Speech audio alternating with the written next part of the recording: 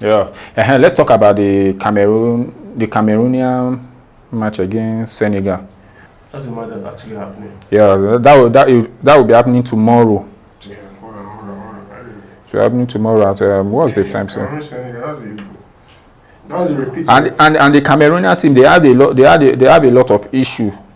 They're having a lot of issue in this tournament so far with their keeper, the keeper versus coach something and all that. They are playing tomorrow at 6 o'clock West African time.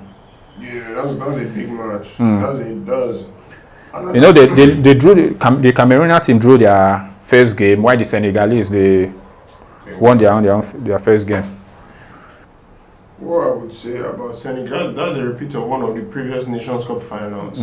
If I'm being honest, one year like this with Diouf and Eto'o. But yeah, Senegal are obviously favourites just off the playing fact that they have all the players they have.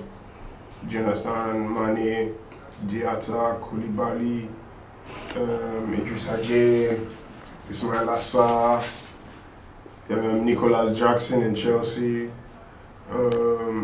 Senegal are stacked.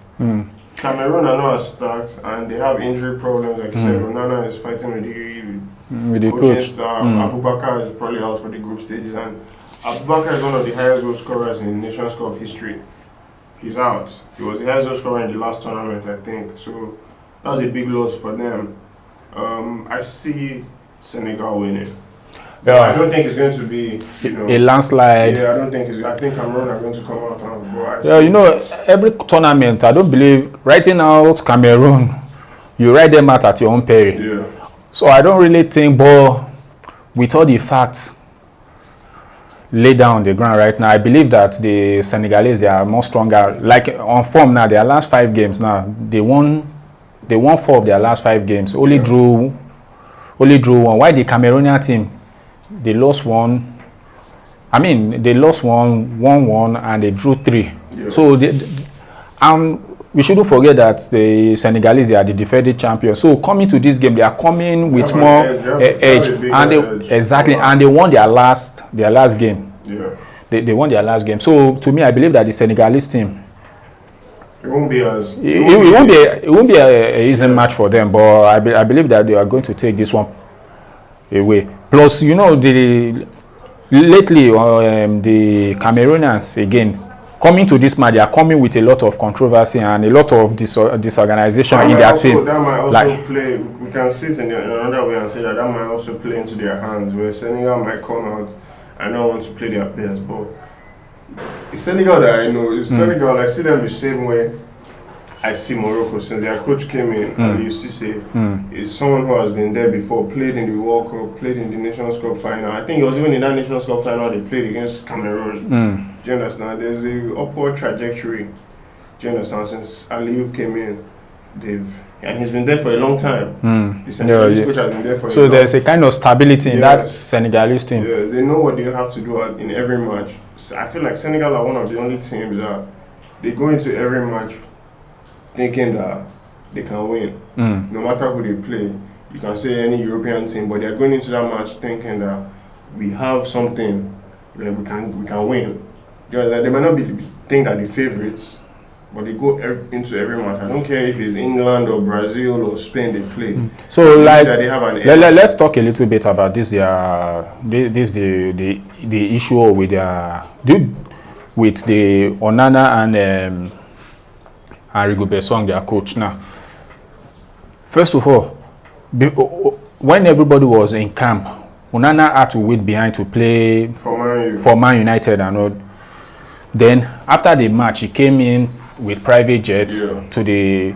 But to me, seeing everything the way things are playing out, to me, I don't actually blame their coach Rigobert Song for not picking him for that match, because when you see the whole thing, he came there, was supposed to land in what's the name of the stadium they were supposed to play, was supposed to land there, but there was weather situation. He had to go and land in Abidjan, then drove like 4 hours or how many hours to the match venue, then got there maybe they say he got there 3 hours before the match or before kick-off and all that. Acceptable. So that's why the coach decided to like. But I believe that that's the reason, because of fatigue and all these things. Plus, they were people who exactly. Players in the team that have been in the camps. Plus, they had an issue at the last World Cup that the coach had to send him away. Yeah. So I believe that probably, and this thing was so serious that they wanted to start exchanging blows. Oh.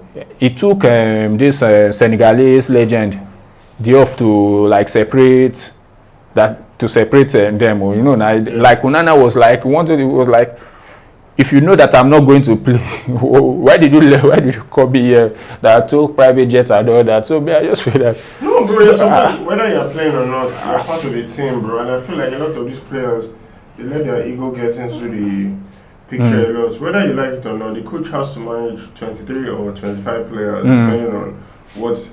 Do you understand? The coach has to manage all the players. He has probably 3 keepers in the lineup. He has a reserve keeper. How do you want it to seem if you're making all these stuff so your first choice keeper when you have another keeper who has been playing the camp? Plus the keeper is behaving like as if he's larger than without him they can't do anything. Onana is problematic, bro. I hate to say it. I'm sorry if you feel like I'm maybe picking on him. No, I'm beginning to see him in that light also. He has issues. You understand? He's from the La Masia Academy in Barcelona. He's a Barcelona graduate. Oh, yeah, but he didn't learn it from Barcelona. No, I'm not saying that, you know, he has had a career in Europe. It's not like he's just one local player from African leagues that just quickly went abroad and, you understand? My point I'm trying to make is that he has been in Europe all this while. He knows the standards set. He's not expecting preferential treatment. But you should also know that it's not like he's the biggest player that the Cameroon. Even the coach, if I believe that the coach is even a legend more than him. That's what I'm saying. He hasn't played half of what the coach played. So and the coach treatment because he's the hottest ball playing keeper. Is he really the hottest? Man, you are considering Guinea and they are in short coming to this nation.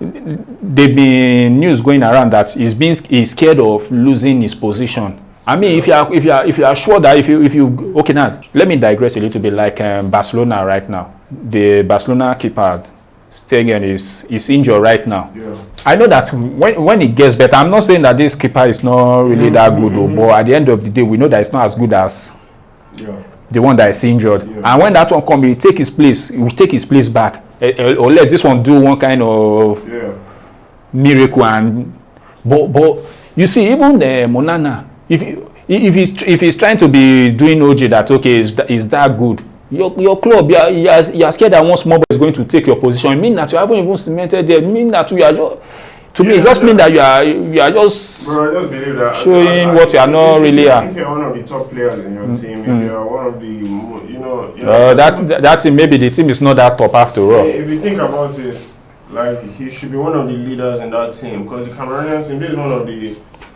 I don't say weakest, but this is not one of the strongest Cameroonian teams that we know. And he's just 27 at least. But he's one of the leaders in that team. He's one of the most experienced players. Played in Champions Leagues. Played, like I told you, came from the Barcelona Academy. Played in Ajax. Played in Man U. These are big clubs. So you're one of the leaders of the team. If anybody should be showing an example, it should be you. You should be fighting the coach. That's what I'm saying. Is a big I mean, if he's doing that at this stage, when I mean, Eto, we know Eto now. During the era of Eto was winning everything everywhere, but you never really hear any controversy surrounding him that okay, Eto is doing something or whatever. Nobody is saying that coaches are perfect or the federation is perfect. But but it's making. I feel like they're just ways you can go around it without having a diverse effect. To me, I just believe that it's kind of, if anybody is having doubts on the coach capability, because even here in Nigeria, the coach Song is somebody that is well respected in Nigeria because it's like he's one of the people who caused trouble for us when we were playing them back in those days. So it's like so even for Nigerians we see him that man, this guy is an OG. You can't take that away from him. So now if there are some people that are looking that probably the coach is the problem with this guy, or this guy is like, but now with his behavior now, he's vindicated the man that okay, probably the man is not the problem, you're actually the problem. You are the one trying to bring the team down. First time that they are having an issue. That's exactly. I'm saying I'm going on that problematic thing that bro, you're supposed to be one of the leaders of the team. How come you can't be fighting towards the beginning of every tournament or having issues. You know, I know a lot of players have had these issues before tournaments.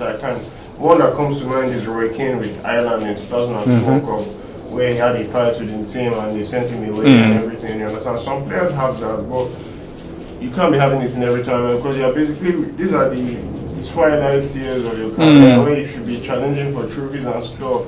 Sometimes it's better to just put your ego aside and, do you understand? If you miss the first match, bro, I'm sure the second match and the third match you'll be back in the team. And even if you're not back in the team, that means the keeper that is there is doing well. Exactly. Do you understand? So sooner or later, do you understand? Something will give.